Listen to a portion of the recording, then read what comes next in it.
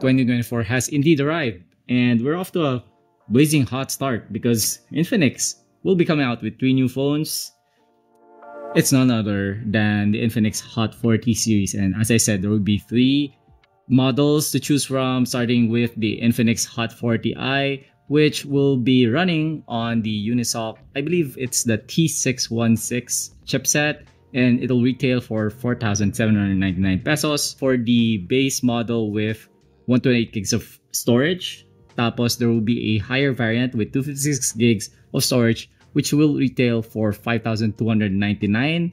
Then you will have the Infinix Hot 40, which will run on the MediaTek Helio G88, and that will retail for 5,999 pesos. And finally, the highest variant, which we have with us right now, which is the Infinix Hot 40 Pro, running on the MediaTek Helio G99, and it will retail for 6,999 pesos. We are filming ahead of time, so that might change once the product actually arrives at the stores in the Philippines.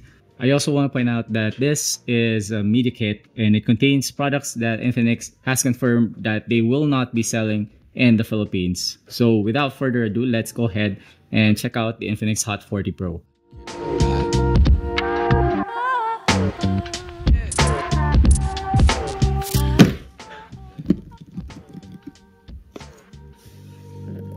Okay, so we are greeted by the SIM ejector tool at may mga icons dito, Buya Now. Comes with sticker, welcome letter, scratch card, and tray ejector pin. Attention, this is hot, Max. Nakaka-excite, diba? Buya Now. Ang cute ng stickers, diba? May green at merong orange na sobrang nakaka-excite. Looking at package, we have 3 items. We have the phone itself, cooling fan, and phone lanyard. Okay, so this is the lanyard. At ito naman yung cooling fan. Ayan, cute. Malamig yung likod niya kahit hindi pa siya nakasaksak. Okay, dito na tayo sa pinaka-phone.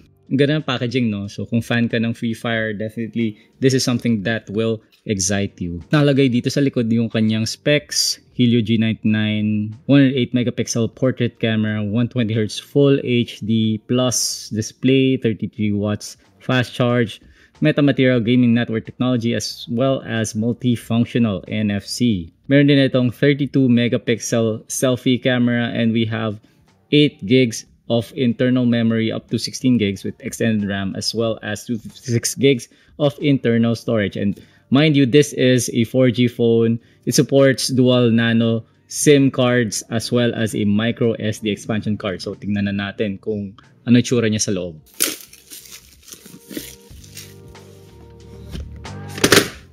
Ayan. Natutuwa ako sa Camera Island dahil napakalaki and it resembles an iPhone. And you can see the branding. It says that we have a 108 megapixel triple camera. Tapos malaki rin yung kanyang LED flash. It's in the shape of a ring. And I like the finish of the rear panel. It is matte and meron siyang parang streaks. At kung titignan mo, parang nga naman siyang horizons. Resembles a sunrise or a sunset. So napakaganda. Tapos yung edges niya is plated in chrome. Kung titignan mo, medyo chic at elegant yung kanyang aesthetic. Pwede mo siyang ipang-porma. Looking at the bottom, we have the 3.5mm audio jack. It's still there. Kahit na mukhang iPhone ang phone na to, meron pa rin tayong USB Type-C port and of course, bottom-firing speakers. You bring jelly case or silicone case. At meron siyang Buya Now Free Fire branding. So, sabi ko kanina, medyo chic at elegant yung dating ng ating Horizon Gold unit. At try natin ilagay or ikabit yung ating free jelly case. Ngayon, mas gamer-ish na yung dating natin. Ayan. Pero, ayan, nakita pa rin yung chrome accent ng ating triple rear camera. O pag babiyahe tayo, gamitin mo muna yung case para hindi tayo masyadong pansinin. Tapos sa gabi, tanggalin mo na siya. Ayan, pak! Let's go guys, party party. Ayan, di ba? Ito naman ang ating charger. At syempre, ang USB Type-C cable. Ayan, so we have dedicated SIM and expansion card slots. We have 2 SIM slots, which means you can use both at the same time. Tapos meron ka pang micro SD expansion card, which I'm sure a lot of you are gonna be happy with. Ayan, ito yung complete package na makuha nyo pag pumili kayo ng Infinix Hot 40 Pro. Ayan, nag-on na. Setup lang natin. Ayan, ang ating home screen. Sobrang nakaka-fresh dahil sa kanyang color green, color of money, kung naniniwala kayo dyan. And let's first go to the system settings. Okay, ito yung kanyang refresh rate setting and we have 3 steps. We have 60, 90, and 120. Currently naka auto switch, which is the default, and we'll leave it at that. Also has eye care option, which turns the screen to a warmer tone, or warmer. Check natin yung about phone. So this is the Infinix Hot 40 Pro running Android version 13, XOS 13.5. It runs on the MediaTek Helio G99 platform with a 108 megapixel triple rear camera as well as a 32 megapixel selfie camera.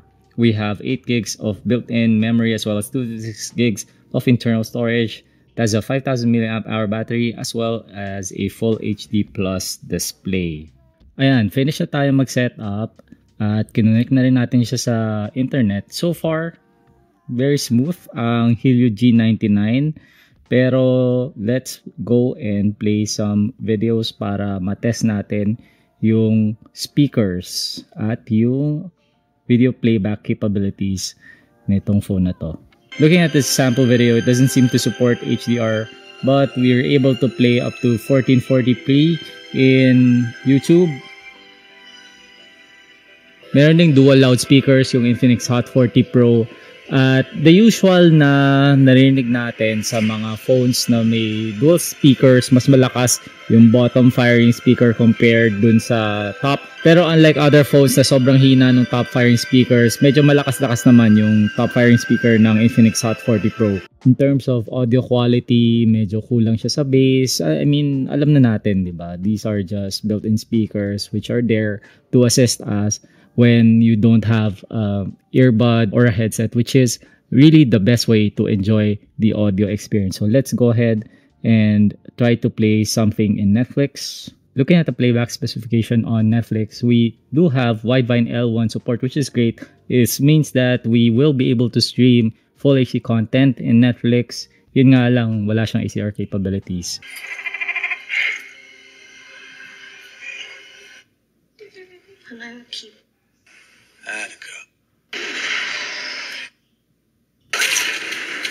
Looking at our demo video, medyo nadidilman ako. Granted, this is Rebel Moon, which is medyo desaturated yung color grading na ginamit dito ni Zack Snyder. But still, I would have wanted a little more brightness. Ayan, so I just switched to a slightly more colorful source, which is Pokemon Consurge. And still, my feedback is the same. Hindi siya ganun ka-bright at hindi rin ganun ka-vibrant yung display panel ni Infinix Hot 40 Pro. Paglaruan na natin ngayon yung kanyang camera. Alright. So, the shooting methods, we have photo, video, film, beauty, portrait, super night, etc. Dual video, short video. Wala akong nakikitang pro video mode. Meron tayong 1x, 2x, wala tayong ultra wide angle camera or ultra wide mode.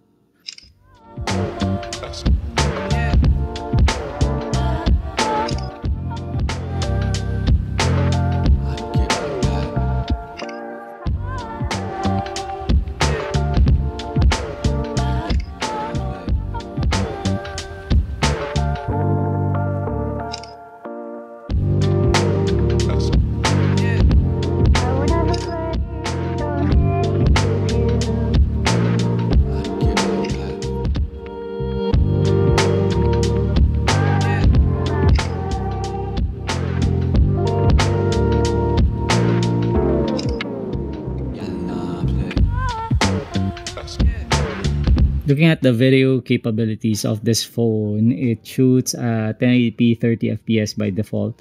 Pero it goes all the way to 2K 30 fps. Pwede rin siyang mag-shoot at 1080p 60 fps. And meron tayong ultra steady mode, pero pag naka-on yung mode na ito, mukhang nagkakaroon ng crop. Ayan, ito yung normal, tapos pag in-ultra steady mo siya, ayan, nakikita nyo, medyo lumiliit yung kanyang frame at nag-zoom in yung ating viewfinder. Natuwa ba kayo sa nakita nyo so far? Sa unang tingin, di ba mukhang iPhone itong Infinix Hot 40 Pro? Pero kung ang trip mo naman medyo gaming, hindi ka madidisappoint dahil sa Free Fire Edition, meron itong kasamang themes at jelly case na talaga namang pasok na pasok sa panlasa ng mga gamers. At mukhang walang masyadong kasamang bloatware itong Infinix Hot 40 Pro Free Fire Edition. Siguro dahil sponsored siya ni Free Fire, ni Garena Free Fire. So, pagdating sa performance, very smooth ang Hot 40 Pro. Pagdating sa apps, pag-play ng mga videos, yun nga lang, wala siyang HDR support. Tapos, yung image quality ng display panel, medyo hindi ganun kaganda. Pagdating sa image quality, maganda na rin yung nakukuha nating pictures gamit ang kanyang 108 megapixel main sensor. So, tingin ko matutuwa ang sino man na makakatanggap ng phone na ito, kung ikaw man yon or someone else na pagbibigyan mo ng Infinix Hot 40. So, may tanong ba kayo tungkol sa phone na ito? Feel free to drop a comment or reach out to us on social media. We're planning to release a lot more content for this phone. Magkakaroon tayo ng gaming test, tapos mag-post tayo ng camera samples para mas ma-appreciate or ma-inspect natin yung quality ng images na na-produce ng phone na ito. Ilalabas natin lahat yan sa ating YouTube channel at Tekuya. And kung umabot ka na rin sa point na ito, bati mo kami suportahan, subscribe to our channel, and promise we're gonna try to come up with more quality content for you guys. This has been Kuya Dan for Tekuya. I'll see you guys in the next video. Paalam!